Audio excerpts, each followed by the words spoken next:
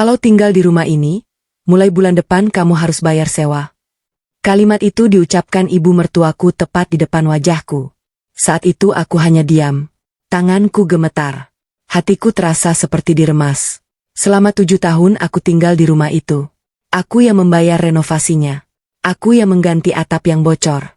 Aku yang melunasi cicilan yang menunggak. Bahkan sebagian besar isi rumah itu kubeli dari hasil kerjaku sendiri. Tapi hari itu, aku diperlakukan seperti orang asing.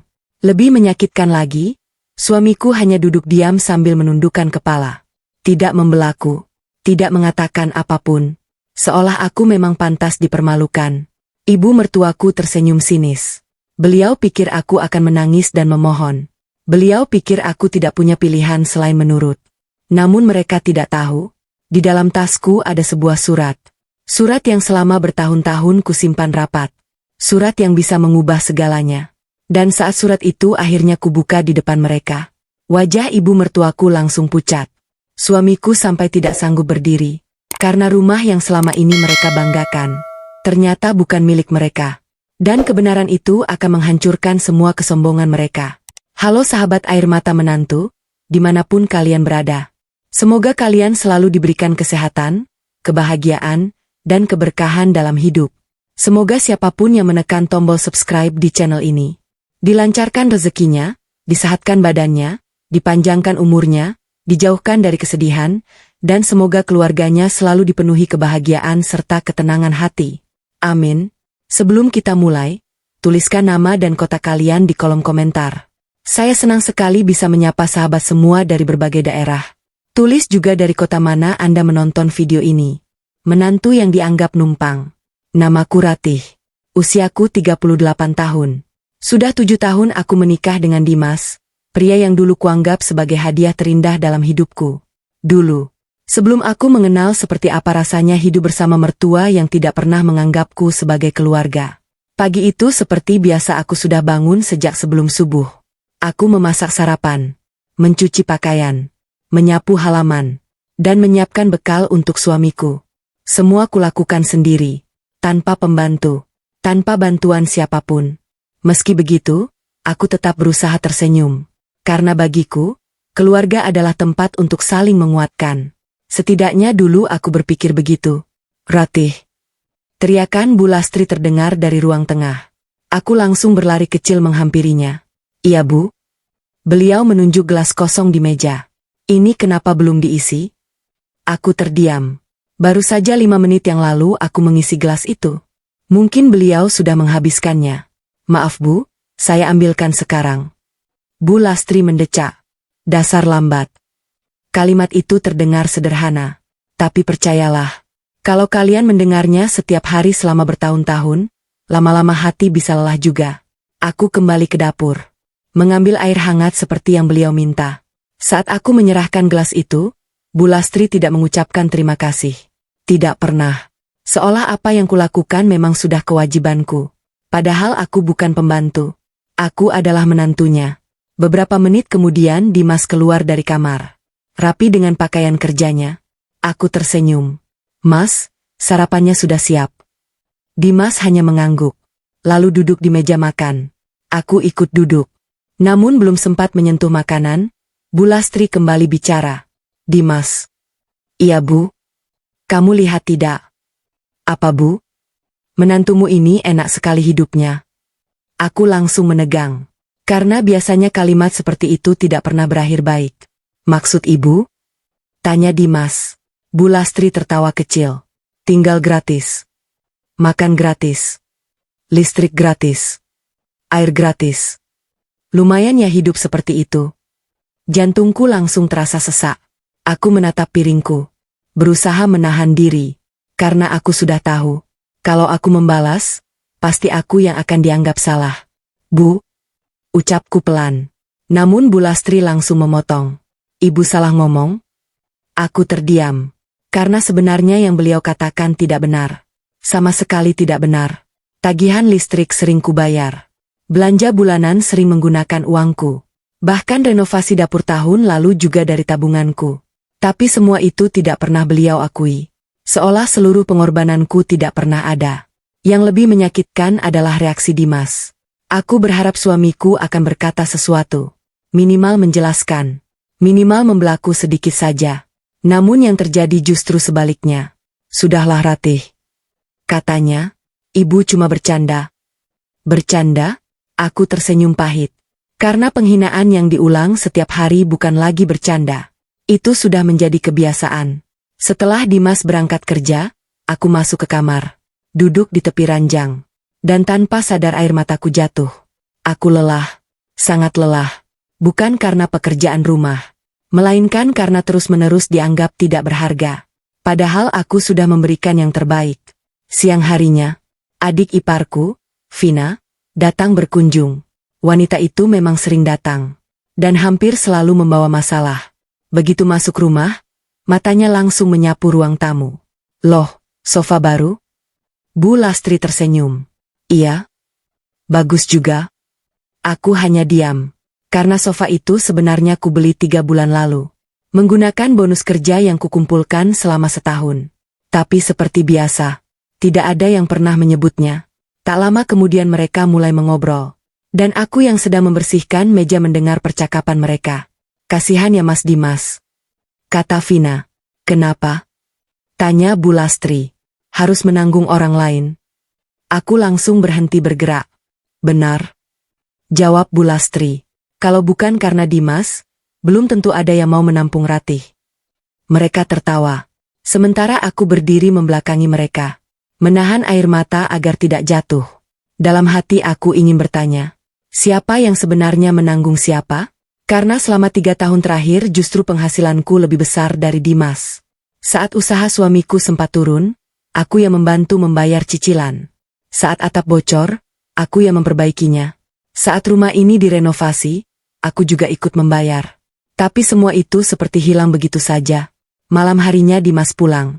Aku mencoba menceritakan semuanya. Dengan hati-hati. Tanpa marah. Tanpa menyalahkan siapapun. Mas, aku sedih. Dimas menoleh. Kenapa? Aku merasa ibu dan Vina tidak pernah menghargai aku. Dimas langsung menghela napas panjang. Dan saat melihat reaksinya, aku langsung tahu.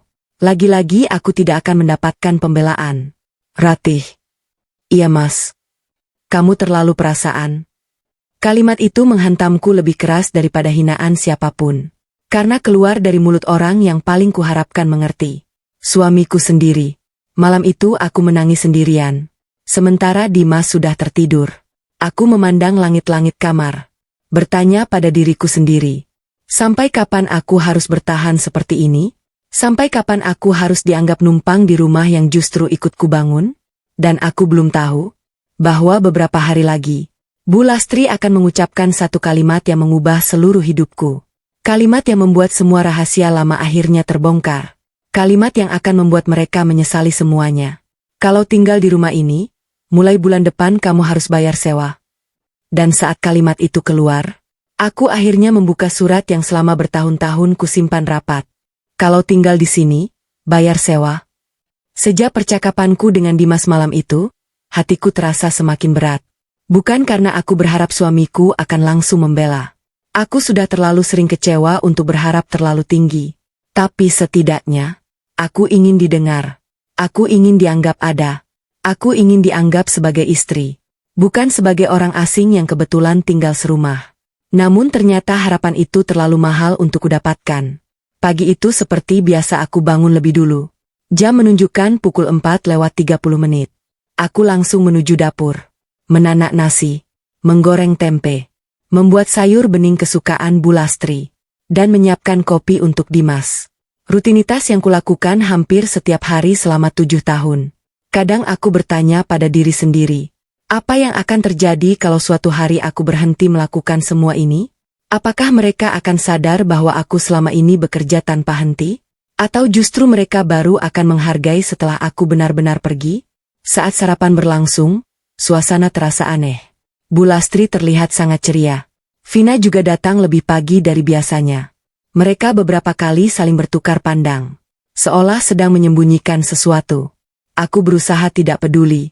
Namun perasaanku mulai tidak nyaman. Ratih. Panggil Bu Lastri. Iya Bu. Beliau meletakkan sendoknya. Lalu menatapku lurus. Tatapan yang membuatku langsung merasa ada sesuatu yang tidak beres. Kita perlu bicara. Jantungku langsung berdebar. Dimas yang sedang makan ikut mengangkat wajah. Ada apa, Bu? Bu Lastri tersenyum tipis.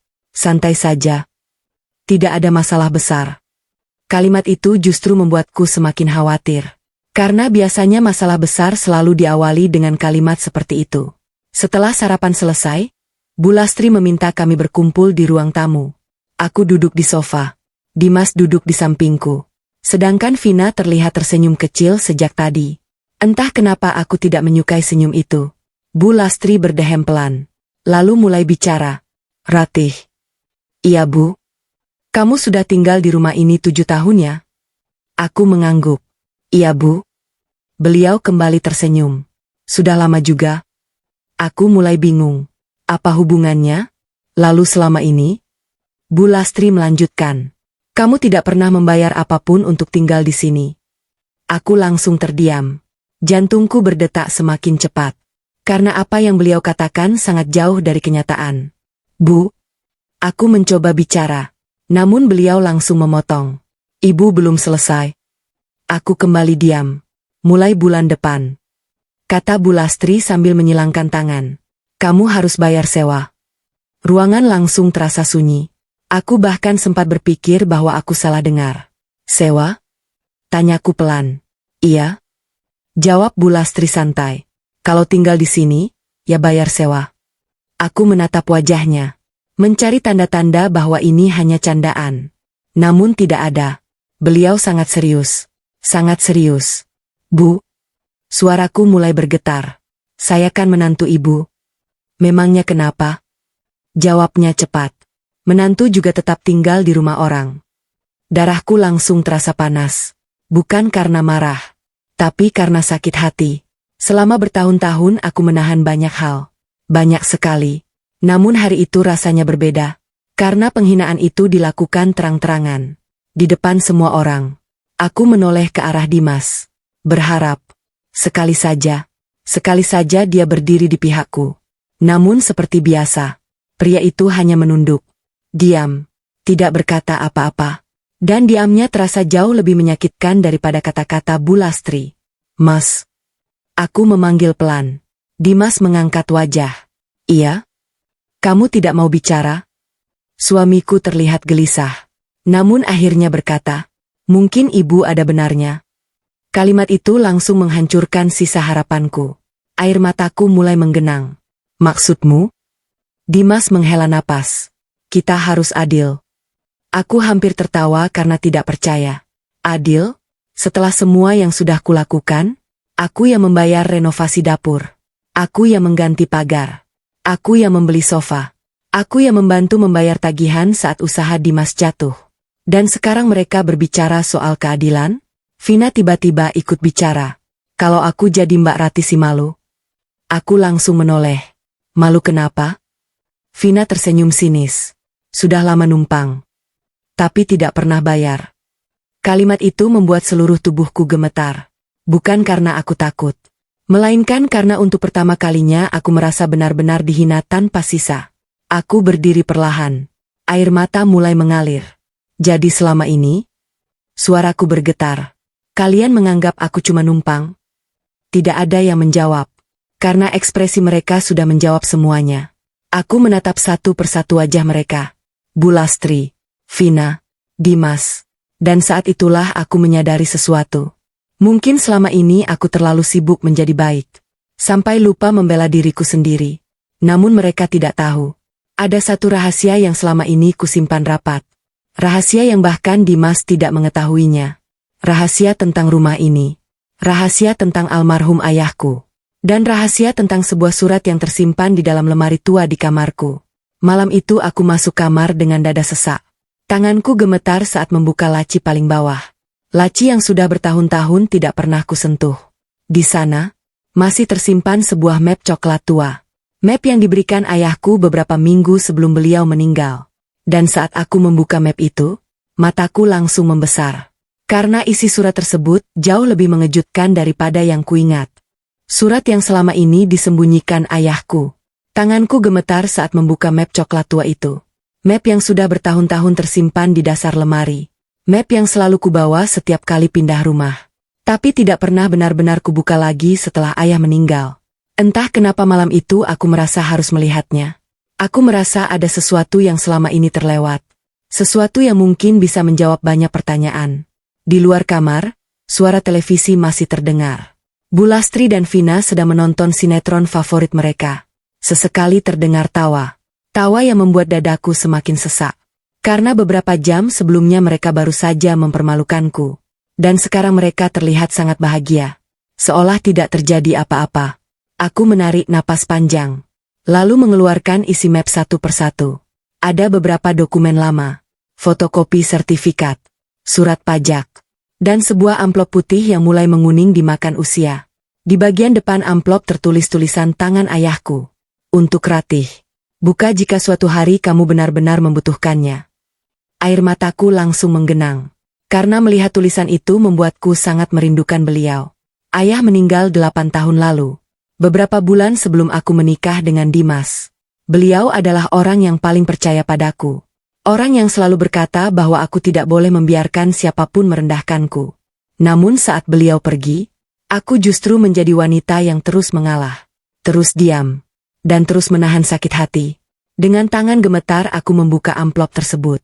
Lalu mengeluarkan surat di dalamnya. Mataku mulai membaca perlahan.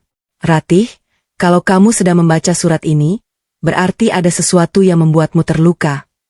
Air mataku langsung jatuh. Karena rasanya seperti ayah sedang berbicara langsung kepadaku.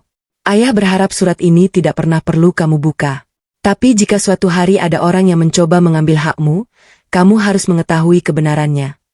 Jantungku mulai berdebar. Aku melanjutkan membaca.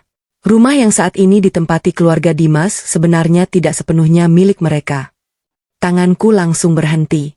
Mataku membesar. Apa? Aku membaca ulang kalimat itu berkali-kali.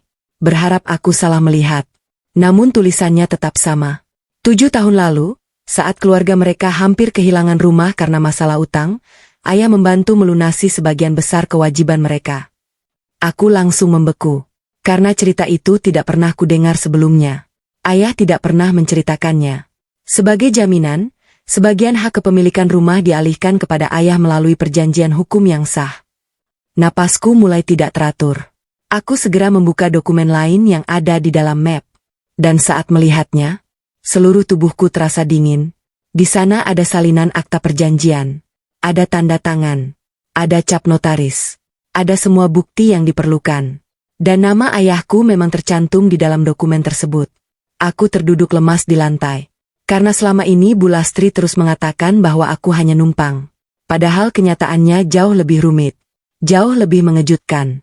Aku terus membaca surat ayah. Jika suatu hari mereka memperlakukanmu dengan tidak adil, jangan takut. Karena kamu memiliki hak yang sah. Tapi gunakanlah kebenaran ini dengan bijak. Air mataku semakin deras. Untuk pertama kalinya setelah bertahun-tahun, aku merasa tidak sendirian. Seolah ayah masih melindungiku dari jauh. Namun saat aku sedang membaca dokumen terakhir, terdengar suara ketukan keras di pintu kamar. Ratih. Suara Bu Lastri. Aku langsung terkejut. Cepat-cepat menyeka air mata. Iya Bu? Pintu buka. Nada suaranya terdengar tidak biasa. Lebih keras dari biasanya. Aku menyimpan dokumen ke dalam map. Lalu membuka pintu. Di luar, Bu Lastri berdiri dengan wajah kesal. Di belakangnya ada Vina. Dan mereka berdua terlihat seperti baru saja menemukan sesuatu. Ada apa Bu? Tanyaku. Bu Lastri menyilangkan tangan. Laci ruang tamu siapa yang buka? Aku mengernyit. Laci yang mana?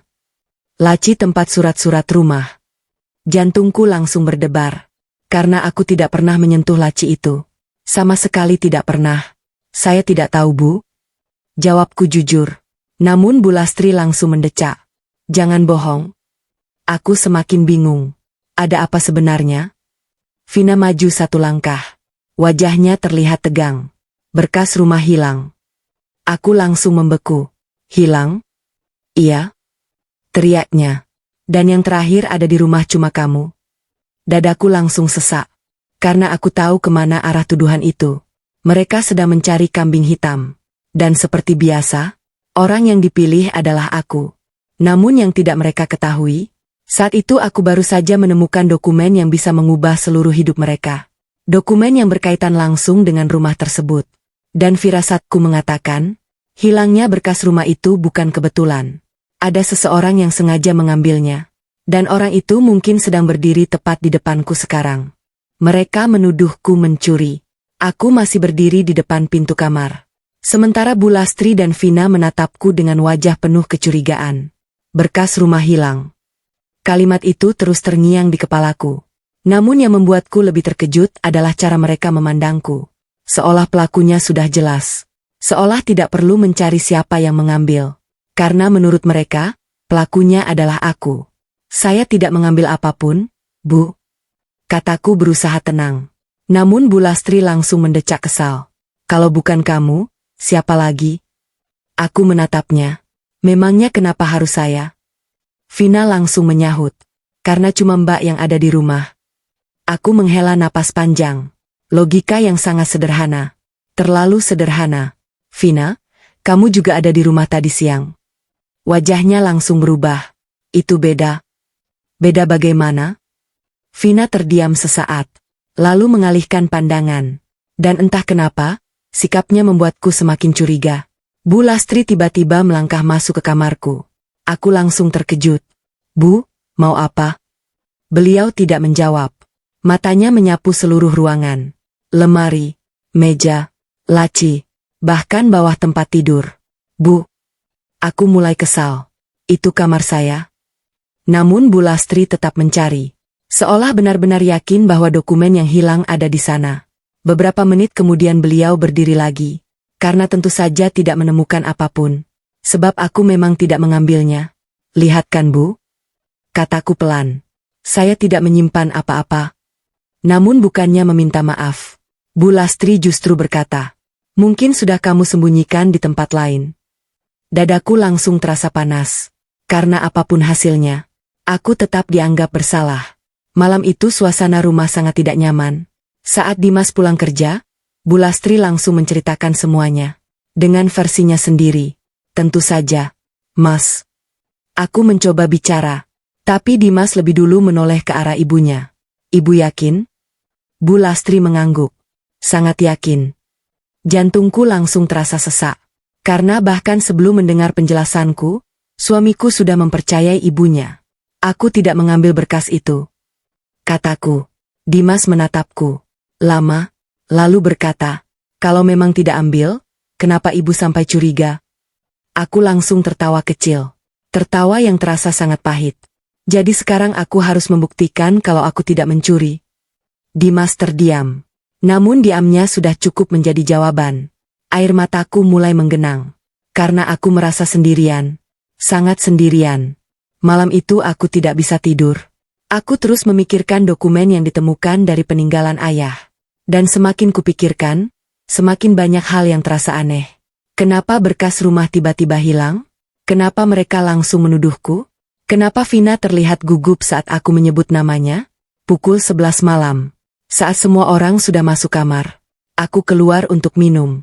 Dan saat melewati ruang tamu, aku mendengar suara pelan dari dapur. Awalnya aku mengira itu kucing. Namun kemudian aku mendengar bisikan. Suara dua orang. Aku langsung berhenti melangkah. Berusaha mendengarkan. Kalau sampai ketahuan bagaimana? Suara itu milik Vina. Aku langsung mengenalinya. Jantungku mulai berdebar. Tenang saja. Jawab suara lain. Suara Bu Lastri. Mereka tidak akan tahu. Aku langsung membeku. Karena jelas sekali mereka sedang membicarakan sesuatu. Tapi dokumen itu penting. Kata Vina lagi. Aku takut. Bu Lastri terdengar kesal. Makanya simpan baik-baik. Dokumen? Jantungku semakin berdebar. Kita harus segera urus sebelum Ratih tahu. Lanjut Bu Lastri. Aku langsung memegang dinding. Karena kalimat itu membuat bulu kuduku merinding. Sebelum Ratih tahu? Tahu apa? Vina terdengar panik.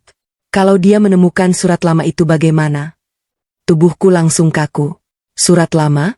Apakah mereka sedang membicarakan surat ayahku? Beberapa detik tidak ada suara. Lalu Bu Lastri berkata pelan. Dia tidak mungkin tahu. 7 tahun surat itu tidak pernah muncul. Dan tidak akan pernah muncul. Aku langsung menahan napas. Karena kini aku semakin yakin. Mereka menyembunyikan sesuatu. Sesuatu yang berhubungan dengan rumah ini. Aku buru-buru kembali ke kamar sebelum ketahuan. Pikiranku kacau. Karena untuk pertama kalinya aku sadar. Selama ini bukan aku yang menyembunyikan rahasia. Justru mereka. Aku membuka kembali map peninggalan ayah. Membaca semua dokumen satu persatu. Dan saat melihat halaman terakhir, mataku langsung membesar. Karena ada sebuah nama yang selama ini tidak pernah kuperhatikan. Nama seorang notaris. Lengkap dengan alamat kantornya. Tepat di bawahnya terdapat catatan tulisan tangan ayah. Kalau suatu hari ada masalah tentang rumah ini, temui orang ini. Dia tahu seluruh kebenarannya. Jantungku langsung berdebar kencang. Karena mungkin, akhirnya aku akan mengetahui rahasia yang selama ini disembunyikan Bu Lastri. Dan firasatku mengatakan, kebenaran itu jauh lebih besar daripada yang pernah kubayangkan. Notaris yang menyimpan rahasia besar. Pagi itu aku bangun lebih cepat dari biasanya. Hampir semalaman aku tidak bisa tidur. Pikiranku terus dipenuhi satu hal. Nama notaris yang tertulis di catatan ayah. Dan kalimat terakhir yang membuatku tidak tenang. Kalau suatu hari ada masalah tentang rumah ini, temui orang ini. Dia tahu seluruh kebenarannya. Semakin kupikirkan, semakin aku yakin. Ayah tidak mungkin menulis pesan seperti itu tanpa alasan. Berarti memang ada sesuatu yang selama ini disembunyikan. Dan rahasia itu berhubungan langsung dengan rumah yang sekarang kutempati. Rumah yang membuatku terus dihina sebagai penumpang. Aku menyimpan map itu ke dalam tas. Lalu bersiap berangkat kerja. Saat keluar kamar, Bu Lastri sudah duduk di ruang tamu. Beliau menatapku sekilas. Tatapan dingin yang sudah sangat kukenal. Berangkat. Iya Bu. Beliau hanya mengangguk. Namun aku melihat sesuatu yang aneh. Bu Lastri terlihat gelisah. Seolah sedang memikirkan sesuatu. Saat aku hendak keluar rumah, Vina tiba-tiba muncul dari dapur. Mbak. Aku menoleh. Iya? Vina tersenyum. Namun senyumnya terlihat dipaksakan. Mbak semalam tidur nyenyak. Jantungku langsung berdebar. Karena pertanyaan itu terdengar sangat aneh. Aku mengangguk pelan. Kenapa memangnya? Tidak apa-apa. Jawabnya cepat. Terlalu cepat. Dan itu membuatku semakin curiga. Sepanjang perjalanan menuju kantor, aku terus memikirkan percakapan semalam. Tentang berkas rumah yang hilang. Tentang surat lama. Tentang ketakutan mereka kalau aku mengetahui sesuatu. Semua potongan itu mulai tersambung. Meski belum sepenuhnya jelas. Jam makan siang akhirnya tiba. Aku mengambil cuti setengah hari. Lalu pergi ke alamat yang tertera di catatan ayah. Alamat kantor notaris tersebut. Gedungnya tidak terlalu besar. Terletak di kawasan lama kota. Namun terlihat terawat. Aku berdiri beberapa detik di depan pintu. Mencoba menenangkan diri. Karena aku tidak tahu apa yang akan kutemukan di dalam. Saat masuk, seorang resepsionis menyambutku. Selamat siang. Siang. Aku menunjukkan nama yang tertulis di catatan ayah. Apakah Pak Notaris masih bekerja di sini? Wanita itu terlihat terkejut. Lalu siapa ibu? Ratih. Begitu mendengar namaku, ekspresinya berubah. Seolah nama itu tidak asing baginya. Mohon tunggu sebentar. Katanya. Aku mengangguk. Namun semakin lama menunggu, jantungku semakin tidak tenang. Beberapa menit kemudian, seorang pria tua keluar dari sebuah ruangan. Rambutnya sudah memutih. Namun wajahnya terlihat ramah. Begitu melihatku, matanya langsung membesar. Ratih? Aku ikut terkejut. Bapak mengenal saya? Pria itu tersenyum pelan. Sangat mengenal. Dadaku langsung berdebar. Masuklah. Katanya, aku mengikuti beliau ke dalam ruangan. Begitu pintu tertutup, pria itu langsung menghela napas panjang. Ayahmu pasti sudah lama menunggu hari ini. Air mataku langsung menggenang. Karena mendengar nama ayah saja sudah membuatku rindu. Bapak kenal ayah saya? Pria itu mengangguk.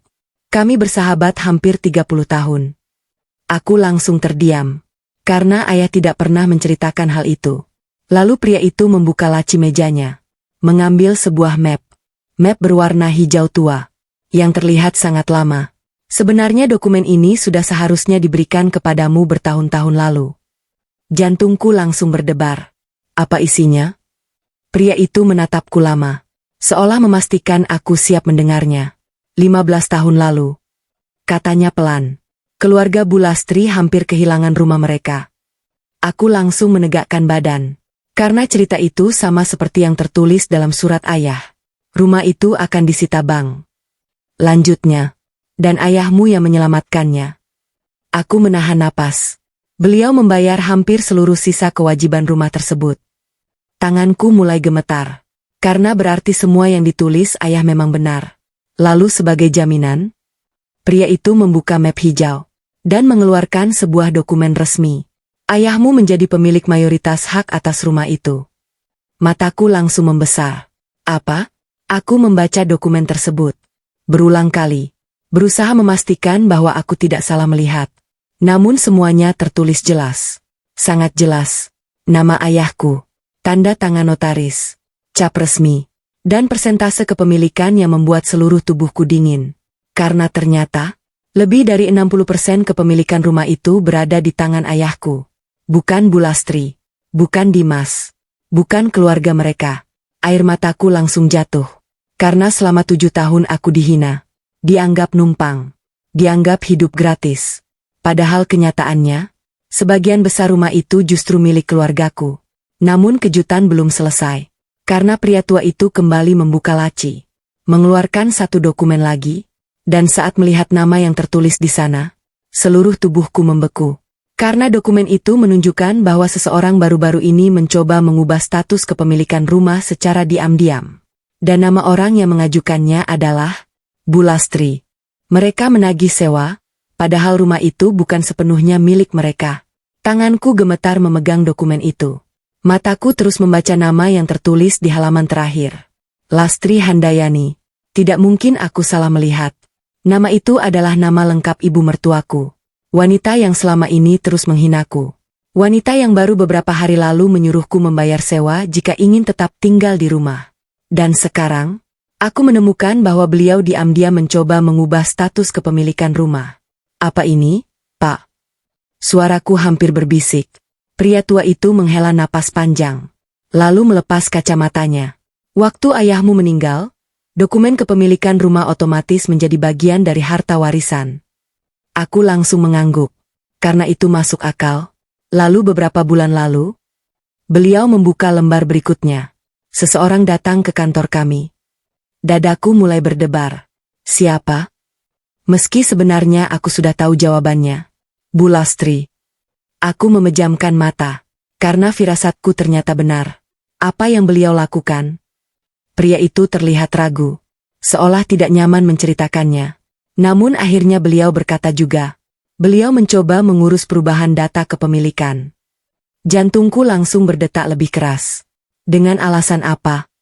Pria tua itu menatapku. Dengan alasan bahwa keluarga ayahmu sudah tidak memiliki hak atas rumah tersebut. Aku langsung tertawa pahit. Karena sekarang semuanya mulai jelas. Sangat jelas. Selama ini Bulastri bukan hanya menghina. Beliau juga berusaha mengambil sesuatu yang bukan miliknya. Apakah berhasil? Tanyaku. Beliau menggeleng. Tidak. Aku sedikit lega. Kenapa? Karena dokumen yang diajukan tidak lengkap. Pria itu kembali membuka map, lalu menunjukkan beberapa berkas. Dan ada beberapa data yang tidak sesuai. Aku langsung memahami maksudnya. Dengan kata lain, mereka gagal. Namun ada satu pertanyaan yang terus menggangguku. Pak. Iya? Apakah Bulastri tahu bahwa sebagian besar rumah ini milik ayah saya? Pria itu langsung terdiam. Sangat lama. Lalu perlahan mengangguk. Aku langsung membeku. Apa? Iya? Air mataku langsung menggenang. Karena jawaban itu jauh lebih menyakitkan daripada yang kubayangkan. Berarti selama ini beliau tahu. Beliau tahu semuanya. Beliau tahu rumah itu tidak sepenuhnya milik keluarganya. Beliau tahu ayahku pernah menyelamatkan rumah tersebut. Beliau tahu aku memiliki hak yang sah. Tapi tetap saja beliau memperlakukanku seperti orang asing. Dadaku terasa sesak. Sangat sesak. Karena selama bertahun-tahun aku terus berusaha menghormatinya. Menganggapnya seperti ibu sendiri. Namun ternyata beliau menyimpan kebohongan besar. Ratih. Suara pria tua itu membuyarkan lamunanku. Aku menoleh. Ayahmu pernah berpesan sesuatu. Aku langsung memperhatikan. Beliau bilang. Pria itu tersenyum kecil. Kalau suatu hari Rati diperlakukan tidak adil, jangan biarkan dia terus mengalah. Air mataku langsung jatuh. Karena kalimat itu benar-benar terdengar seperti ayah. Aku menggenggam dokumen tersebut erat. Dan untuk pertama kalinya, aku merasa ada keberanian yang mulai tumbuh dalam diriku. Sore harinya aku pulang ke rumah. Namun suasana rumah terasa berbeda. Begitu masuk halaman, aku melihat sebuah mobil terparkir. Mobil milik kakak Bulastri. Artinya ada keluarga besar yang datang. Saat masuk ke ruang tamu, ternyata benar. Beberapa saudara sedang berkumpul. Mereka mengobrol sambil minum teh. Dan begitu melihatku masuk, suasana langsung berubah. Rati datang, kata salah satu tante. Aku tersenyum sopan. Namun sebelum sempat duduk, Bulastri langsung bicara. Nah, kebetulan. Semua orang menoleh. Aku mulai tidak nyaman. Ada yang ingin ibu sampaikan. Jantungku langsung berdebar. Karena nada suaranya terdengar seperti seseorang yang sedang menyiapkan pertunjukan. Apa bu? Tanyaku. Beliau berdiri. Lalu berkata dengan suara cukup keras agar semua orang mendengar. Mulai bulan depan Rati akan ikut bayar sewa rumah. Ruangan langsung hening. Beberapa orang tampak terkejut. Namun yang lebih menyakitkan, ada yang tertawa kecil. Memang sudah waktunya, kata salah satu kerabat. Iyalah, sahut yang lain. Masa tinggal gratis terus. Dadaku terasa seperti ditusuk. Karena mereka sama sekali tidak tahu kenyataan yang sebenarnya. Tapi sudah ikut menghakimi. Aku menoleh ke arah Dimas. Suamiku duduk di pojok ruangan. Dan seperti biasa, dia diam. Tidak membelaku. Tidak menjelaskan apapun. Air mataku mulai menggenang. Namun kali ini berbeda. Aku tidak lagi merasa ingin menangis. Aku justru merasa marah. Sangat marah. Karena untuk pertama kalinya, aku tahu kebenaran. Aku tahu siapa yang sebenarnya berhak bicara soal rumah ini. Dan itu bukan Bulastri. Namun aku belum mengatakan apapun. Belum. Karena aku masih menunggu waktu yang tepat. Waktu ketika semua kebohongan itu akan runtuh sekaligus. Dan malam itu, saat aku sedang menyimpan dokumen ke dalam lemari, ponselku tiba-tiba berdering. Nomor yang tidak kukenal. Aku mengangkatnya. Halo? Namun suara di seberang membuat seluruh tubuhku langsung membeku. Bu Ratih. Iya. Saya dari kantor pertanahan. Jantungku langsung berdebar. Ada masalah serius terkait rumah yang sedang ibu tempati. Aku langsung berdiri. Apa maksudnya? Pria itu menarik napas panjang. Lalu mengucapkan satu kalimat yang membuat darahku serasa berhenti mengalir. Seseorang baru saja mengajukan penjualan rumah tersebut tanpa seizin pemilik sah. Mereka hampir menjual rumah yang bukan milik mereka. Aku membeku. Ponsel masih menempel di telingaku. Sementara kalimat dari petugas kantor pertanahan terus bergema di kepalaku. Seseorang baru saja mengajukan penjualan rumah tersebut tanpa seizin pemilik sah. Jantungku berdegup sangat keras. Sampai rasanya sulit bernapas. Apa? Suaraku bergetar. Maaf bu, apakah saya sedang berbicara dengan Ratih Hadi Pranoto? Iya. Jawabku cepat. Saya Ratih. Petugas itu terdengar membuka beberapa berkas. Kami menghubungi ibu karena nama ibu tercatat sebagai salah satu pihak yang memiliki hak atas properti tersebut. Tanganku langsung dingin. Karena berarti dokumen peninggalan ayah memang benar-benar masih berlaku. Siapa yang mengajukan penjualan? Tanyaku. Beberapa detik hening. Lalu pria itu menjawab. Lastri Handayani. Aku langsung memejamkan mata. Ternyata benar. Bu Lastri lagi. Selama ini beliau bukan hanya ingin mengusirku. Bukan hanya ingin membuatku membayar sewa. Beliau bahkan berusaha menjual rumah itu diam-diam. Rumah yang sebagian besar haknya bukan miliknya. Kapan pengajuan itu dilakukan? Hari ini? Bu, tubuhku langsung menegang. Hari ini, berarti saat aku sedang menemui notaris. Saat aku mulai mengetahui kebenaran. Mereka justru bergerak lebih cepat. Apakah sudah disetujui? Tanyaku buru-buru. Tidak. Aku langsung menghela napas lega. Karena terdapat masalah pada dokumen kepemilikan. Lanjut pria itu. Kami menemukan adanya pemilik lain yang tidak memberikan persetujuan. Aku langsung memahami maksudnya. Pemilik lain itu adalah aku. Setelah telepon berakhir, aku terduduk di tepi ranjang. Pikiranku kacau. Sangat kacau. Karena sekarang semuanya semakin jelas. Bu Lastri tahu tentang hak kepemilikan rumah. Bu Lastri mencoba mengubah data. Bu Lastri mencoba menjual rumah. Dan sekarang aku mulai mengerti kenapa beliau begitu ingin menyingkirkanku. Karena selama aku ada, rencananya tidak akan pernah berhasil. Air mataku jatuh. Bukan karena sedih. Melainkan karena kecewa. Sangat kecewa. Aku selalu menganggap beliau sebagai orang tua. Aku menghormatinya. Aku melayaninya. Aku menjaga perasaannya. Tapi ternyata selama ini beliau justru berusaha mengambil hakku. Malam itu aku hampir tidak tidur. Aku terus membaca semua dokumen peninggalan ayah. Setiap halaman. Setiap tanda tangan. Setiap catatan. Dan semakin banyak yang kubaca, semakin besar kemarahanku. Pagi harinya suasana rumah terasa sangat ramai. Bu Lastri sedang menerima tamu. Beberapa saudara kembali datang. Bahkan ada seorang pria yang tidak kukenal. Pria itu berpakaian rapi, membawa map hitam, dan terus berbicara dengan Bu Lastri. Aku yang sedang membawa minuman mulai curiga. Karena begitu melihatku datang, percakapan mereka langsung berhenti. "Ini minumnya, Bu," kataku. Bu Lastri hanya mengangguk. Namun pria itu menatapku beberapa detik. Lalu tersenyum canggung. Aku kembali ke dapur. Tapi firasatku semakin tidak enak. Setengah jam kemudian, aku melewati ruang kerja kecil dekat ruang tamu. Dan tanpa sengaja mendengar percakapan mereka. Kalau dokumen itu beres, rumah bisa langsung dijual, kata pria tersebut. Jantungku langsung berdebar. Pembelinya sudah siap. Lanjutnya, ada yang menawar cukup tinggi. Aku langsung membeku. Karena mereka benar-benar sedang membahas penjualan rumah. Lalu masalah Rati bagaimana? Tanya Vina. Aku langsung menahan napas. Pria itu tertawa kecil. Kalau rumah sudah terjual, dia mau bagaimana lagi? Mereka ikut tertawa. Dadaku terasa panas. Sangat panas. Karena mereka membicarakan hidupku seolah aku tidak berarti. Seolah aku hanya penghalang yang harus disingkirkan. Namun percakapan berikutnya membuat seluruh tubuhku dingin. Kita harus cepat, kata Bu Lastri. Sebelum dia tahu semuanya. Aku langsung menggenggam erat ujung bajuku. Karena mereka tidak tahu satu hal. Aku justru sudah tahu lebih banyak daripada yang mereka bayangkan. Malam harinya, Dimas masuk ke kamar. Wajahnya terlihat tegang. Berbeda dari biasanya. Ratih. Aku menoleh. Iya? Pria itu duduk di tepi ranjang.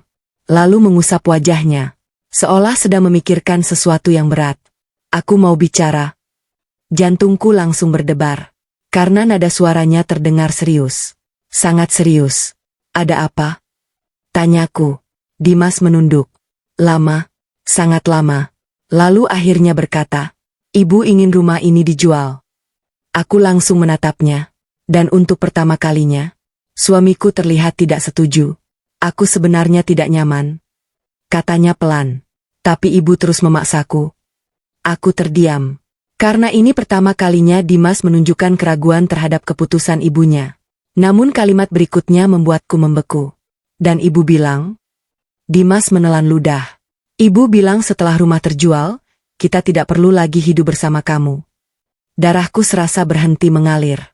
Karena akhirnya semuanya terbongkar. Mereka memang sedang berusaha menyingkirkanku. Dan kini aku tahu, aku tidak punya banyak waktu lagi sebelum mereka melakukan sesuatu yang lebih besar. Akhirnya aku tahu alasan mereka ingin menyingkirkanku. Aku membeku di tempat. Kata-kata Dimas masih menggantung di udara. Ibu bilang setelah rumah terjual, kita tidak perlu lagi hidup bersama kamu. Dadaku terasa sesak. Meski sebenarnya aku sudah menduga hal itu. Namun mendengarnya langsung dari mulut suamiku tetap terasa menyakitkan. Sangat menyakitkan. Aku menatap Dimas. Pria yang sudah 7 tahun menjadi suamiku. Pria yang dulu berjanji akan melindungiku. Pria yang kini duduk di hadapanku dengan wajah penuh kebingungan. Jadi, suaraku bergetar. Selama ini memang itu rencananya? Dimas langsung menunduk. Aku sudah mendapatkan jawabannya bahkan sebelum dia bicara. Aku baru tahu beberapa hari lalu. Katanya pelan. Tapi ibu sudah membicarakannya sejak lama. Air mataku langsung jatuh. Karena ternyata selama ini aku benar. Perasaanku tidak pernah salah. Mereka memang ingin aku pergi. Kenapa? Tanyaku. Kenapa aku begitu dibenci? Dimas memejamkan mata. Namun tidak menjawab. Karena mungkin dia juga tidak tahu. Atau mungkin dia tahu, tapi tidak berani mengatakannya. Malam itu aku tidak menangis lagi. Anehnya, setelah mengetahui begitu banyak kebenaran, air mataku justru semakin sulit keluar. Mungkin karena luka yang terlalu dalam akhirnya berubah menjadi kelelahan. Aku menunggu sampai Dimas tertidur. Lalu kembali membuka semua dokumen peninggalan ayah. Kali ini aku membacanya lebih teliti, lebih perlahan.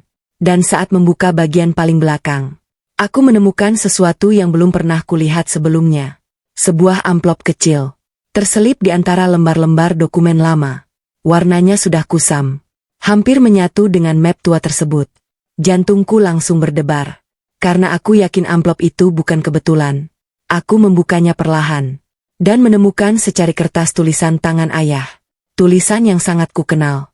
Ratih, jika kamu menemukan surat ini, berarti masalahnya sudah jauh lebih besar dari yang ayah khawatirkan. Air mataku langsung menggenang. Ada satu hal yang tidak pernah ayah ceritakan kepadamu. Tanganku mulai gemetar. Karena setiap kali membaca tulisan ayah, aku merasa beliau sedang berbicara langsung kepadaku. Rumah itu bukan satu-satunya yang ayah lindungi untukmu. Aku langsung membeku. Apa maksudnya? Aku membaca lebih cepat. Semakin cepat. Karena rasa penasaran mulai menguasai pikiranku. Di bawah rumah itu terdapat sebidang tanah tambahan yang dulu tidak dianggap berharga. Aku mengernyit. Tanah tambahan? Namun 5 tahun terakhir, nilai tanah tersebut meningkat sangat tinggi karena masuk dalam kawasan pengembangan kota. Jantungku langsung berdetak lebih keras. Jika suatu hari seseorang berusaha menjual rumah itu dengan tergesa-gesa, kemungkinan besar bukan karena rumahnya. Aku langsung menegakkan badan. Mereka sedang mengejar tanahnya. Tanganku langsung dingin. Karena tiba-tiba semuanya mulai masuk akal. Kenapa Bu Lastri begitu ngotot menjual rumah? Kenapa mereka terburu-buru? Kenapa mereka ingin menyingkirkanku terlebih dahulu? Karena ternyata yang mereka incar bukan rumah tua itu, melainkan tanahnya. Dan jika benar demikian, nilainya pasti sangat besar. Sangat besar. Keesokan paginya aku kembali menemui notaris. Aku membawa surat tambahan dari ayah. Dan saat pria tua itu membacanya, wajahnya langsung berubah. Ya Tuhan, gumamnya.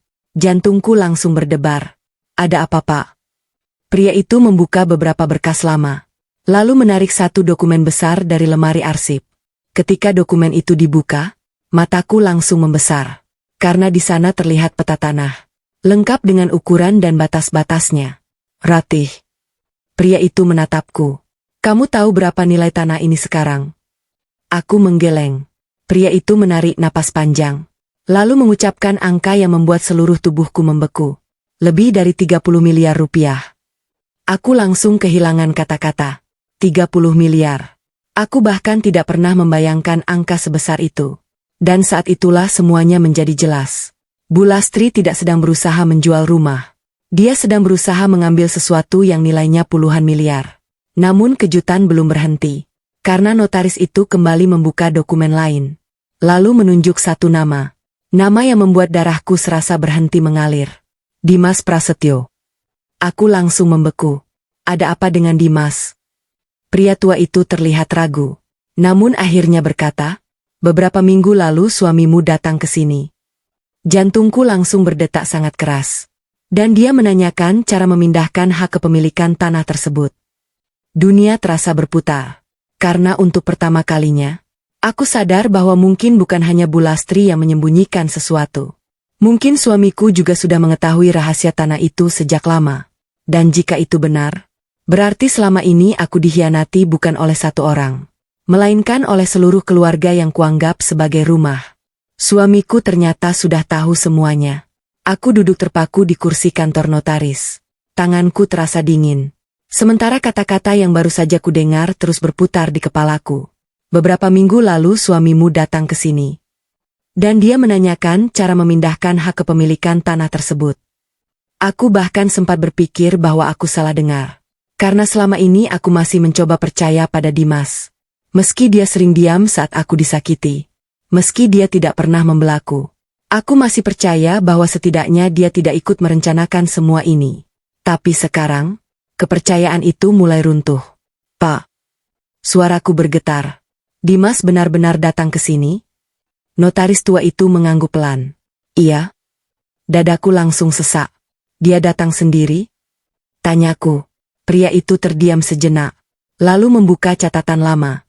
Dan jawaban berikutnya membuat seluruh tubuhku membeku. Tidak. Jantungku langsung berdebar. Dia datang bersama ibunya. Aku langsung memejamkan mata. Karena kini semua potongan mulai menyatu.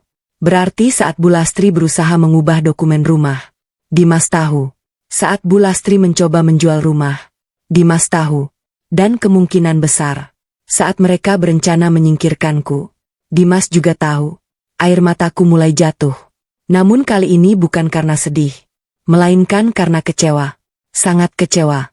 Apa yang mereka tanyakan?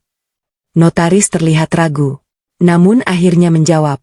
Mereka ingin tahu bagaimana cara mengalihkan hak kepemilikan tanpa melibatkan semua ahli waris. Aku langsung tertawa pahit, karena itu artinya jelas. Mereka sedang mencari cara untuk mengambil sesuatu yang bukan milik mereka. Dan Bapak menjawab, tentu saja tidak bisa. Aku langsung mengangguk, karena memang tidak mungkin. Namun notaris kembali berkata, setelah itu mereka terlihat sangat kecewa. Aku tidak terkejut, sama sekali tidak. Sepanjang perjalanan pulang pikiranku kacau, sangat kacau. Aku terus mengingat semua kejadian beberapa bulan terakhir. Sikap Bu Lastri yang semakin kasar. Vina yang tiba-tiba sering datang. Pembicaraan soal rumah. Tuntutan membayar sewa. Dan sekarang, rahasia tanah bernilai puluhan miliar. Ternyata semua itu saling berhubungan. Saat aku tiba di rumah, suasana terasa aneh.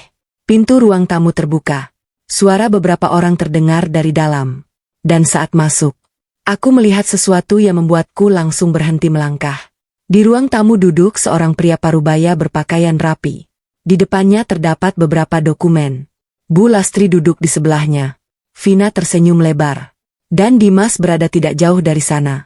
Begitu melihatku masuk, suasana langsung berubah. Mereka terlihat terkejut. Sangat terkejut. Ratih? Ucap Dimas. Aku menatap mereka satu persatu. Lalu mataku berhenti pada dokumen yang berada di atas meja. Jantungku langsung berdebar. Karena aku mengenali logo perusahaan properti yang tercetak di sana. Perusahaan pengembang. Aku langsung memahami apa yang sedang terjadi. Mereka sedang bertemu calon pembeli. Sedang ada apa? Tanyaku. Bu Lastri langsung berdiri. Tidak ada urusanmu. Aku tersenyum kecil. Senyum yang membuatnya tidak nyaman. Benarkah? Tanyaku. Karena sepertinya urusan ini justru sangat berkaitan denganku. Pria yang tidak kukenal itu terlihat bingung. Matanya berpindah dari aku ke Bu Lastri. Seolah tidak mengerti apa yang sedang terjadi. Bu Lastri. Kataku pelan. Apakah ibu sedang menjual rumah ini? Wajahnya langsung berubah. Namun hanya sesaat. Lalu kenapa kalau iya? Jawabnya ketus. Aku menarik napas panjang. Karena kesabaranku mulai habis. Karena rumah ini tidak bisa dijual tanpa persetujuanku. Ruangan langsung hening. Vina membelalak. Dimas terlihat tegang. Sedangkan pria dari perusahaan properti itu mulai mengernyit. Apa maksud Mbak? Tanyanya. Aku menatapnya. Lalu berkata dengan tenang. Saya salah satu pemilik sah rumah dan tanah ini. Wajah pria itu langsung berubah. Apa? Bu Lastri langsung memukul meja. Jangan dengarkan dia. Teriaknya. Dia cuma menantu. Namun kali ini aku tidak diam. Tidak menunduk. Tidak menangis. Aku membuka tasku. Mengeluarkan salinan dokumen yang diberikan notaris. Lalu meletakkannya di atas meja. Silakan baca. Kataku. Pria properti itu segera mengambil dokumen tersebut. Matanya bergerak cepat membaca setiap halaman. Dan semakin lama dia membaca, semakin pucat wajahnya. Karena untuk pertama kalinya, kebohongan Bu Lastri mulai terbongkar di depan orang lain. Namun aku belum tahu bahwa beberapa menit lagi akan muncul satu fakta yang jauh lebih mengejutkan. Fakta yang bahkan tidak diketahui Bu Lastri. Fakta yang akan membuat seluruh keluarga itu panik. Karena ternyata bukan hanya rumah dan tanah yang menjadi masalah. Ada warisan lain yang nilainya jauh lebih besar. Dan semuanya tercatat atas nama ayahku. Warisan yang selama ini disembunyikan. Ruangan menjadi sunyi. Sangat sunyi. Pria dari perusahaan properti itu masih memegang dokumen yang kuberikan. Tangannya bergerak membalik halaman demi halaman.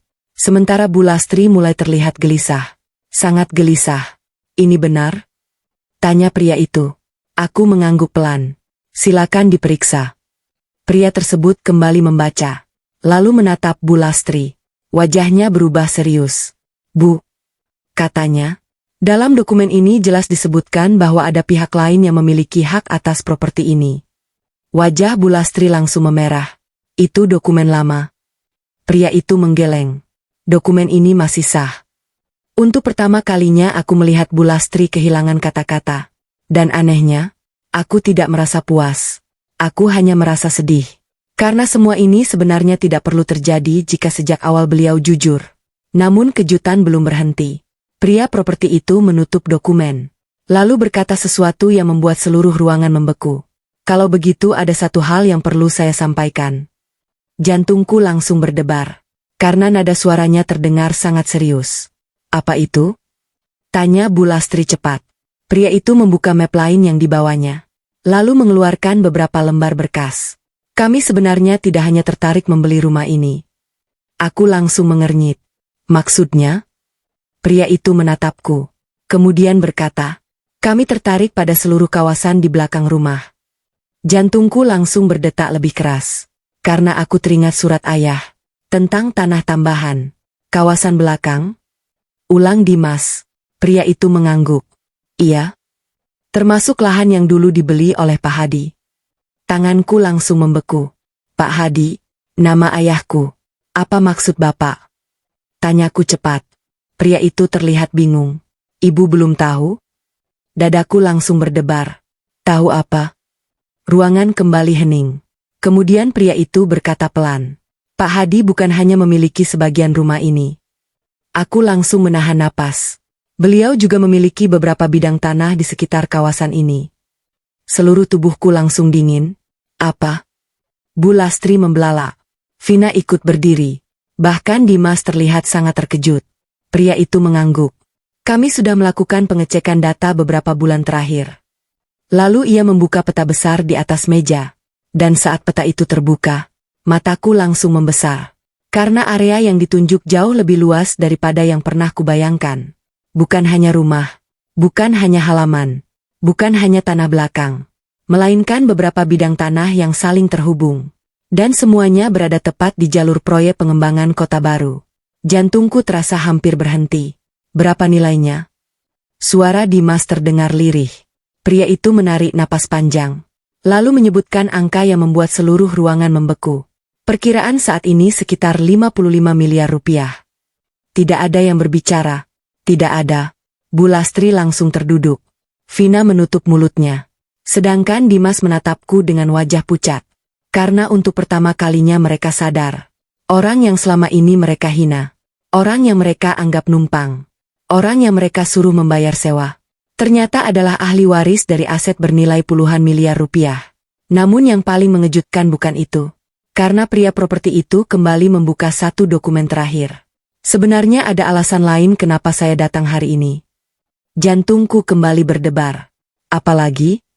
Pria itu menatapku. Lalu menyerahkan sebuah surat resmi. Karena seluruh aset tersebut sekarang sudah resmi tercatat atas nama ahli waris tunggal. Tanganku gemetar saat menerima surat itu. Aku membaca halaman pertama. Lalu membeku. Karena nama yang tertulis di sana adalah Rati Hadi Pranoto. Namaku. Air mataku langsung jatuh. Karena akhirnya aku mengerti. Ayah tidak pernah meninggalkanku tanpa perlindungan. Beliau sudah memikirkan semuanya sejak lama. Namun saat semua orang masih terkejut, pintu rumah tiba-tiba terbuka. Seorang pria tua masuk dengan tergesa-gesa. Wajahnya panik. Sangat panik. Bu Lastri? Teriaknya. Semua orang menoleh. Ada masalah besar. Jantungku langsung berdebar. Karena ekspresi pria itu menunjukkan bahwa sesuatu yang buruk baru saja terjadi. Dan kalimat berikutnya membuat wajah Bu Lastri langsung pucat seperti kertas. Bank baru saja mengirim surat penyitaan atas utang lama yang selama ini disembunyikan. Surat penyitaan yang membuat mertuaku gemetar. Ruangan langsung hening. Tidak ada yang bergerak. Tidak ada yang berbicara. Semua mata tertuju pada pria tua yang baru saja masuk dengan napas terengah-engah. Sementara Bu Lastri terlihat membeku di tempatnya. Wajahnya yang tadi masih penuh kesombongan kini berubah pucat. Sangat pucat. Apa maksudmu penyitaan? Suara Bu Lastri terdengar bergetar. Pria tua itu langsung menyerahkan sebuah amplop coklat. Tadi kurir dari bank datang ke rumah saya.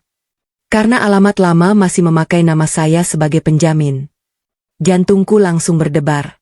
Karena aku mulai menyadari bahwa ada sesuatu yang selama ini disembunyikan.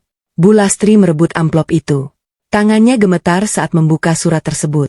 Dan semakin lama ia membaca, semakin pucat wajahnya. "Ibu?" ucap Dimas pelan. "Ada apa?" Namun Bu Lastri tidak menjawab. Beliau hanya menatap surat itu dengan mata membesar. Seolah baru saja melihat mimpi buruk. "Apa yang terjadi?" Dimas kembali bertanya. Kali ini lebih keras. Air mata mulai muncul di sudut mata Bu Lastri. Dan pemandangan itu membuat seluruh ruangan terdiam. Karena selama ini beliau selalu terlihat kuat. Selalu terlihat paling benar. Namun kini, beliau terlihat ketakutan. "Bu?" Dimas berdiri, lalu mengambil surat tersebut. Dan saat membaca isinya, wajahnya langsung kehilangan warna. "Astaga!" gumamnya. Aku yang sejak tadi dia mulai penasaran. Ada apa sebenarnya? Pria tua itu menghela napas panjang. Lalu menjawab sebelum siapapun sempat bicara. 12 tahun lalu keluarga ini pernah meminjam uang cukup besar. Jantungku langsung berdebar. Untuk menyelamatkan usaha keluarga. Lanjutnya, Dimas langsung menoleh. Aku tidak pernah tahu soal itu. Pria tua itu mengangguk. Memang tidak pernah diberitahu. Aku melihat Bu Lastri mulai menangis. Dan entah kenapa, perasaanku mulai tidak enak. Karena aku tahu rahasia yang disimpan terlalu lama biasanya selalu membawa masalah besar. "Berapa jumlahnya?" tanya salah satu kerabat.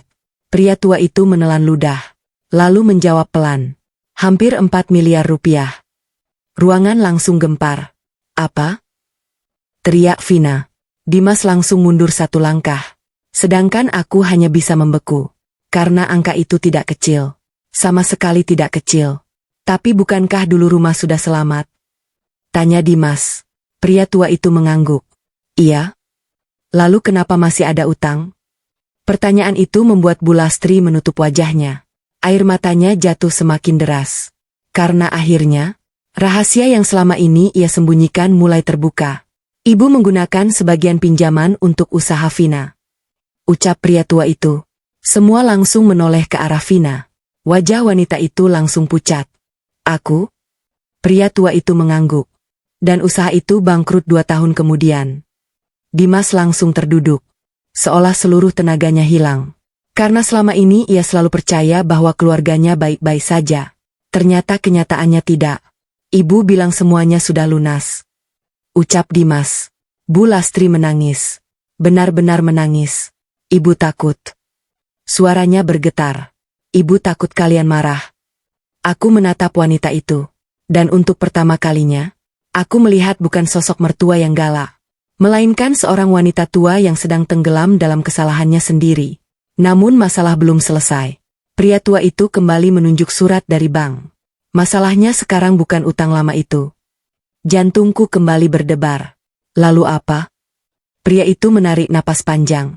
Karena pembayaran macet terlalu lama. Tangannya menunjuk bagian bawah surat. "Bank sudah memulai proses hukum." Ruangan kembali sunyi. Dan kalimat berikutnya membuat Bu Lastri langsung menangis histeris. "Jika tidak ada penyelesaian dalam waktu 30 hari, aset yang tercatat atas nama keluarga akan disita." Darahku serasa berhenti mengalir. Karena aku tahu apa arti kalimat itu. Rumah, tanah, dan semua yang selama ini mereka perebutkan bisa hilang. Namun saat semua orang mulai panik, aku melihat sesuatu yang aneh. Di pojok surat terdapat satu nama. Nama yang membuat jantungku berdetak keras. Karena nama penjamin terakhir bukan Bu Lastri, bukan Dimas, dan bukan Vina. Melainkan, Almarhum ayahku. Aku langsung membeku. Karena itu berarti, masalah ini ternyata juga berkaitan dengan keluargaku. Dan mungkin, ada satu rahasia terakhir yang belum terungkap. Rahasia yang akan mengubah seluruh arah cerita. Rahasia terakhir ayahku. Aku terus menatap surat dari bank itu. Tanganku mulai gemetar. Karena nama yang tertulis di bagian bawah dokumen membuat seluruh tubuhku terasa dingin. Hadi Pranoto. Ayahku. Nama itu tercantum sebagai penjamin awal dalam proses penyelamatan rumah belasan tahun yang lalu. Ayah? Gumamku pelan. Semua orang langsung menoleh ke arahku. Termasuk Dimas. Termasuk Bu Lastri. Ada apa Ratih? Tanya Dimas. Aku mengangkat surat itu. Lalu menunjuk nama yang tercetak jelas di sana. Kenapa nama ayahku ada di sini? Ruangan langsung sunyi. Bu Lastri langsung menunduk. Sangat cepat. Seolah beliau tidak ingin menatap mataku. Dan sikap itu membuat jantungku semakin berdebar. Karena aku tahu. Beliau pasti mengetahui sesuatu. Bu. Suaraku mulai bergetar. Tolong jawab. Air mata Bu Lastri kembali jatuh. Dan untuk pertama kalinya sejak aku mengenalnya, beliau terlihat benar-benar kalah. Ibu? Suaranya lirih. Ibu tidak pernah berniat seperti ini. Aku langsung menatapnya. Tidak pernah berniat seperti apa. Bu Lastri menutup wajahnya. Lalu menangis. Ibu berutang budi pada ayahmu. Kalimat itu membuat seluruh ruangan membeku. Dimas langsung berdiri. Apa maksud ibu? Bu Lastri menangis semakin keras. Dan akhirnya, rahasia yang selama ini disimpan rapat mulai terbuka. Dulu, beliau menarik napas panjang. Saat rumah ini hampir disita. Ayah Ratih yang menyelamatkan semuanya. Air mataku langsung jatuh. Aku sudah mengetahui sebagian cerita itu. Namun ternyata masih ada hal lain yang belum ku ketahui. Ibu datang ke rumah ayahmu. Lanjut Bu Lastri. Ibu menangis. Ibu memohon bantuan. Suasana rumah menjadi sangat sunyi. Tidak ada seorang pun yang menyela. Dan ayahmu membantu tanpa meminta apapun. Dadaku terasa sesak.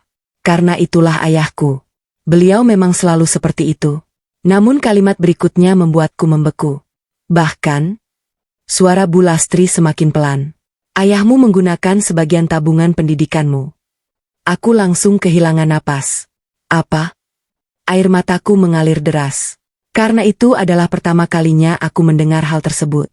Ibu tidak tahu. Kata Bu Lastri sambil menangis. Ibu baru tahu setelah semuanya terjadi. Dimas terlihat sangat terpukul. Sedangkan Vina menunduk sejak tadi. Tidak berani bicara. Ayahmu bilang? Lanjut Bu Lastri. Anak saya masih bisa mencari rezeki lagi. Tapi keluarga Ibu Lastri akan kehilangan rumah kalau saya tidak membantu. Aku langsung menangis. Karena itu benar-benar terdengar seperti ayah. Terlalu baik. Terlalu tulus. Sampai sering melupakan dirinya sendiri. Ruangan berubah menjadi lautan penyesalan. Dimas duduk lemas. Matanya memerah. Aku tidak pernah tahu. Gumamnya. Aku juga tidak pernah tahu. Kata Vina. Namun aku hanya diam. Karena rasa sakit di hatiku terlalu besar untuk diungkapkan dengan kata-kata. Selama bertahun-tahun. Aku dihina. Diremehkan. Dianggap menumpang. Padahal ayahku pernah mengorbankan masa depanku demi menyelamatkan mereka. Ironis sekali. Saat itulah ponselku berdering. Nomor dari notaris. Aku segera mengangkatnya. Halo Pak. Namun suara notaris terdengar sangat serius. Ratih. Iya Pak. Saya baru saja menemukan dokumen tambahan milik ayahmu. Jantungku langsung berdebar. Dokumen apa? Beberapa detik hening. Lalu beliau berkata pelan. Dokumen yang bisa menyelesaikan semua masalah utang ini. Aku langsung membeku. Apa maksud Bapak? Notaris menarik napas panjang. Karena ternyata ayahmu sudah melunasi sebagian besar kewajiban tersebut bertahun-tahun lalu. Seluruh tubuhku langsung dingin. Apa? Aku menatap Bu Lastri. Beliau juga terlihat terkejut. Masalahnya? Lanjut notaris. Ada seseorang yang selama ini menyembunyikan bukti pelunasannya. Ruangan langsung sunyi. Karena jika itu benar, berarti selama ini ada seseorang yang sengaja membiarkan keluarga ini hidup dalam kebohongan. Dan orang itu akan segera terbongkar. Orang yang menyembunyikan bukti pelunasan. Ruangan terasa sangat sunyi. Semua orang menatapku. Sementara ponsel masih menempel di telingaku. Ucapan notaris barusan membuat jantungku berdebar sangat keras. Ada seseorang yang selama ini menyembunyikan bukti pelunasannya. Tanganku mulai gemetar. Karena jika itu benar, berarti semua kekacauan ini sebenarnya tidak perlu terjadi. Pak. Suaraku bergetar. Siapa orang itu? Di seberang telepon, notaris terdengar menghela napas panjang. Seolah beliau sendiri masih sulit mempercayainya. Saya belum bisa memastikan, katanya, tapi saya menemukan nama yang menerima salinan dokumen pelunasan tersebut. Jantungku berdetak semakin cepat. Siapa? Beberapa detik hening. Lalu notaris menjawab, Lastri Handayani. Aku langsung membeku. Ponsel hampir terlepas dari tanganku. Karena nama itu adalah nama ibu mertuaku. Ruangan mendadak hening. Semua orang melihat perubahan ekspresiku. Ratih? Tanya Dimas pelan. Ada apa? Aku perlahan menurunkan ponsel. Lalu menatap Bu Lastri. Wanita itu langsung terlihat gelisah. Sangat gelisah. Bu. Kataku pelan. Apakah ibu pernah menerima dokumen pelunasan utang dari ayah saya? Wajah Bu Lastri langsung berubah. Matanya membesar. Lalu dengan cepat mengalihkan pandangan. Dan saat itulah aku tahu. Beliau memang mengetahui sesuatu. Jawab Bu. Suara Dimas mulai meninggi. Bu Lastri tetap diam. Jawab. Teriak Dimas. Untuk pertama kalinya dalam hidupku, aku melihat suamiku membentak ibunya sendiri. Air mata langsung mengalir di wajah Bu Lastri. Aku takut. Gumamnya. Ruangan langsung membeku. Apa maksud ibu takut? Tanya Dimas. Bu Lastri menangis semakin keras. Karena kalau kalian tahu semuanya, kalian akan membenciku. Dadaku mulai terasa sesak. Karena firasat buruk kembali muncul. Ibu. Kataku. Tolong jujur. Wanita tua itu menutup wajahnya. Lalu akhirnya berkata. Dulu ayahmu memang membantu kami. Aku tahu. Jawabku. Tapi bukan cuma itu. Jantungku langsung berdebar. Setelah beberapa tahun. Lanjut Bu Lastri. Ayahmu kembali datang. Aku membeku. Karena cerita ini belum pernah kudengar sebelumnya. Beliau membawa bukti pelunasan. Air mata Bu Lastri terus jatuh. Dan beliau bilang utang kami dianggap selesai. Seluruh ruangan langsung sunyi. Dimas menatap ibunya tidak percaya. Lalu kenapa ibu tidak pernah bilang? Pertanyaan itu menggantung di udara. Dan jawaban Bu Lastri membuat semua orang terdiam. Karena aku serakah. Aku langsung menahan napas. Aku takut kalau keluarga Ratih meminta rumah itu. Tangisnya semakin keras. Aku takut kehilangan semuanya. Air mataku ikut jatuh. Karena akhirnya semua rahasia itu terbongkar. Ternyata selama bertahun-tahun, Bu Lastri hidup dalam ketakutan yang diciptakannya sendiri. Ketakutan yang berubah menjadi kebencian. Kebencian yang kemudian dilampiaskan kepadaku. Dimas langsung berdiri. Matanya memerah. Jadi selama ini Ratih disakiti karena ibu takut kehilangan rumah. Bu Lastri tidak mampu menjawab. Karena itulah kenyataannya. Saat itulah ponselku kembali berdering. Notaris lagi. Aku segera mengangkatnya. Ratih. Iya Pak. Saya baru selesai memeriksa seluruh arsip. Jantungku kembali berdebar. Ada satu surat terakhir dari ayahmu. Air mataku langsung mengalir. Surat terakhir. Apa isinya? Notaris terdiam sesaat. Lalu berkata pelan. Surat itu ditujukan untuk Bu Lastri. Semua orang langsung menoleh. Apa? Notaris melanjutkan. Dan isinya akan menentukan siapa yang berhak tinggal di rumah itu mulai hari ini. Tubuhku langsung membeku. Karena aku tidak pernah tahu surat itu ada. Dan dari nada suara notaris. Isi surat tersebut akan mengubah hidup kami semua. Bahkan mungkin mengubah nasib Bu Lastri selamanya. Surat terakhir yang menghancurkan kesombongan mertuaku. Ruangan terasa sangat sunyi. Tidak ada seorang pun yang berbicara. Semua mata tertuju kepadaku yang masih memegang ponsel. Sementara kata-kata notaris terus bergema di kepalaku. Ada satu surat terakhir dari ayahmu. Surat itu ditujukan untuk Bu Lastri. Dan yang paling membuatku tidak tenang. Isi surat itu akan menentukan siapa yang berhak tinggal di rumah tersebut mulai hari ini. Aku menelan ludah. Tanganku mulai gemetar. Pak. Suaraku lirih. Apa isi surat itu? Notaris menarik napas panjang. Lebih baik saya bacakan langsung di depan semua orang. Jantungku langsung berdetak semakin keras. Tolong datang ke kantor saya. Lanjutnya, karena surat ini disimpan bersama dokumen asli. Aku mengangguk pelan, lalu menutup telepon. Semua orang langsung menatapku. Dimas berdiri. Ada apa? Aku menarik napas panjang. Kemudian berkata, ayah meninggalkan surat untuk Bu Lastri. Wajah Bu Lastri langsung berubah. Untuk pertama kalinya sejak tadi, aku melihat ketakutan yang benar-benar nyata di matanya. Surat. Gumamnya. Aku mengangguk.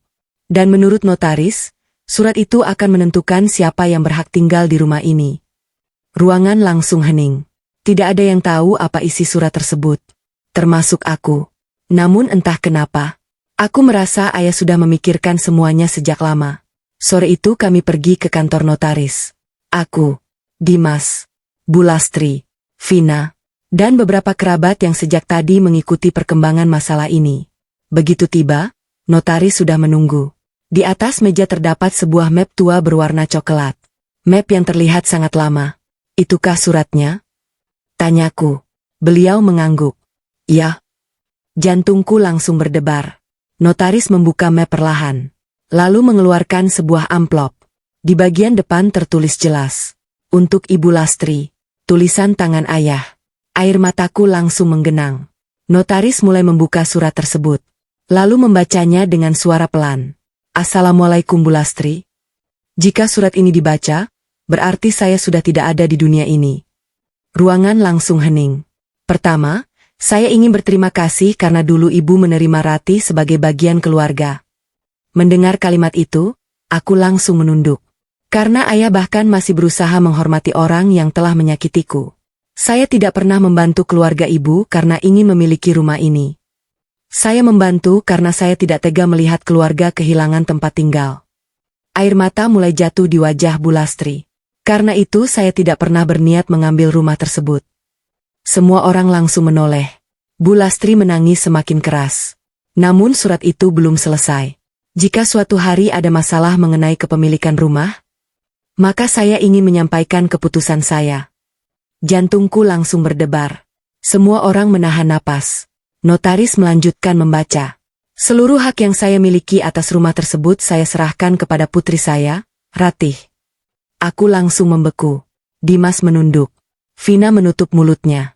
Namun kalimat berikutnya jauh lebih mengejutkan. Tetapi saya berpesan kepada Ratih. Jangan pernah mengusir Bu Lastri dari rumah itu. Ruangan langsung sunyi. Bu Lastri menangis semakin keras. Karena bahkan setelah semua yang terjadi, ayahku masih memikirkan dirinya. Jika suatu hari Ibu Lastri berbuat salah, maafkanlah. Karena setiap manusia bisa tersesat oleh rasa takut dan keserakahan. Air mataku langsung jatuh deras. Aku tidak sanggup lagi menahan tangis. Ayah benar-benar orang baik. Terlalu baik. Surat itu kemudian sampai pada bagian terakhir. Bagian yang membuat seluruh ruangan membeku. Namun jika ada yang mencoba mengambil hak Rati dengan cara tidak jujur, Rati berhak mengambil seluruh keputusan atas rumah tersebut tanpa meminta izin siapapun. Notaris menutup surat. Ruangan berubah sunyi. Tidak ada yang berbicara, karena sekarang semuanya sudah jelas. Secara hukum, secara moral, dan secara kenyataan. Keputusan ada di tanganku. Aku bisa membiarkan mereka tinggal, atau meminta mereka pergi. Semua orang menatapku, termasuk Bu Lastri. Wanita yang selama ini selalu memandangku rendah. Kini menatapku dengan mata penuh air mata. Ratih? Suaranya bergetar. Aku mohon. Dan untuk pertama kalinya dalam 7 tahun, beliau menangis di hadapanku. Aku salah. Aku benar-benar salah. Air mataku ikut jatuh. Namun saat itu aku tahu. Hari ini aku harus mengambil keputusan terbesar dalam hidupku. Keputusan yang akan menentukan nasib keluarga ini untuk selamanya. Aku memilih menjadi anak dari ayahku. Semua mata tertuju kepadaku. Ruangan terasa sunyi. Sangat sunyi. Aku bisa mendengar suara tangis Bu Lastri. Bisa melihat wajah Dimas yang penuh penyesalan. Bisa merasakan tatapan semua orang yang sedang menunggu keputusanku. Karena sekarang, keputusan itu ada di tanganku. Aku menggenggam surat terakhir ayah. Surat yang baru saja mengubah semuanya. Dan semakin aku mengingat isi surat itu, semakin deras air mataku mengalir. Karena bahkan setelah meninggal, ayah masih mengajariku tentang kebaikan, tentang memaafkan, tentang menjadi manusia yang tidak dikuasai dendam. Ratih, suara Bu Lastri terdengar parau. Beliau masih menangis. Aku mohon. Aku menatap wanita tua itu. Wanita yang selama 7 tahun membuatku merasa tidak berharga. Wanita yang terus menghinaku, menyuruhku membayar sewa, menuduhku mencuri, dan berusaha menjual rumah yang bukan sepenuhnya miliknya. Namun saat ini, aku tidak melihat musuh. Aku hanya melihat seorang wanita tua yang sedang dihancurkan oleh penyesalannya sendiri. Aku salah. Tangis Bu Lastri semakin keras. Aku terlalu serakah. Aku terlalu takut kehilangan rumah ini. Air mata kembali jatuh dari mataku. Karena untuk pertama kalinya, aku mendengar permintaan maaf yang tulus. Dimas ikut berdiri. Matanya merah.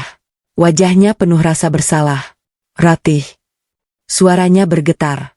Aku juga salah. Aku menunduk. Karena kalimat itu adalah kalimat yang selama bertahun-tahun ingin ku dengar. Namun sekarang rasanya berbeda. Aku gagal menjadi suami yang baik. Lanjut Dimas. Aku selalu membiarkan kamu berjuang sendirian. Air matanya jatuh. Dan untuk pertama kalinya, aku melihat penyesalan yang sungguh-sungguh. Namun luka yang bertahun-tahun tidak bisa sembuh dalam satu hari. Aku menarik napas panjang. Lalu berdiri. Semua orang langsung memperhatikanku. Aku sudah memikirkan keputusanku. Kataku pelan. Ruangan kembali sunyi. Bu Lastri terlihat semakin tegang. Dimas menatapku tanpa berkedip. Aku menggenggam surat ayah Ratrat. 15 tahun lalu, kataku, ayahku menyelamatkan rumah ini. Air mataku jatuh. Beliau menggunakan uang yang seharusnya menjadi masa depanku. Tidak ada yang berani bicara. Dan setelah semua itu, lanjutku, beliau tidak meminta balasan apapun. Aku menatap Bu Lastri. Kalau hari ini aku mengusir ibu, tangis Bu Lastri semakin keras. Maka aku tidak sedang menjadi anak Pak Hadi. Seluruh ruangan langsung membeku. Karena mereka tidak menyangka aku akan mengatakan itu. Aku menghapus air mata. Rumah ini tetap bisa ibu tempati. Bu Lastri langsung menangis histeris. Apa? Aku mengangguk. Ibu tidak perlu pergi. Wanita tua itu langsung terduduk lemas. Menangis tanpa henti. Namun aku belum selesai. Ada satu syarat. Kataku tegas. Semua orang kembali diam. Mulai hari ini, tidak ada lagi kebohongan. Tidak ada lagi penghinaan. Dan tidak ada lagi yang menganggap aku numpang. Bu Lastri langsung mengangguk berkali-kali. Iya? Iya Ratih. Aku janji. Aku menatap Dimas. Lama, sangat lama. Pria itu menunduk. Karena dia tahu bagian ini jauh lebih sulit. Dimas. Iya? Suaranya hampir tidak terdengar. Aku memaafkanmu. Air mata langsung jatuh di wajahnya. Namun aku melanjutkan. Tapi aku tidak bisa melupakan semuanya begitu saja. Wajahnya langsung pucat. Aku butuh waktu. Dimas mengangguk. Karena dia tahu. Kepercayaan yang rusak tidak bisa diperbaiki dalam sehari. Beberapa bulan kemudian, hidup kami berubah. Utang lama berhasil diselesaikan menggunakan dokumen pelunasan yang ditemukan notaris. Proses hukum terkait kepemilikan rumah selesai. Hak kepemilikan tercatat dengan jelas. Dan tidak ada lagi yang bisa memanipulasinya. Bu Lastri berubah. Sungguh berubah. Beliau tidak lagi menghina. Tidak lagi menyindir. Dan beberapa kali aku bahkan melihatnya menangis saat memandangi foto ayahku. Mungkin penyesalan memang datang terlambat. Tapi setidaknya masih datang. Sedangkan Dimas, butuh waktu lama baginya untuk memperbaiki semuanya. Aku tidak langsung kembali mempercayainya. Namun untuk pertama kalinya, dia mulai belajar berdiri di sampingku. Bukan di belakang ibunya. Sore itu aku berdiri di teras rumah. Rumah yang selama bertahun-tahun menjadi sumber luka. Namun kini mulai terasa seperti rumah kembali.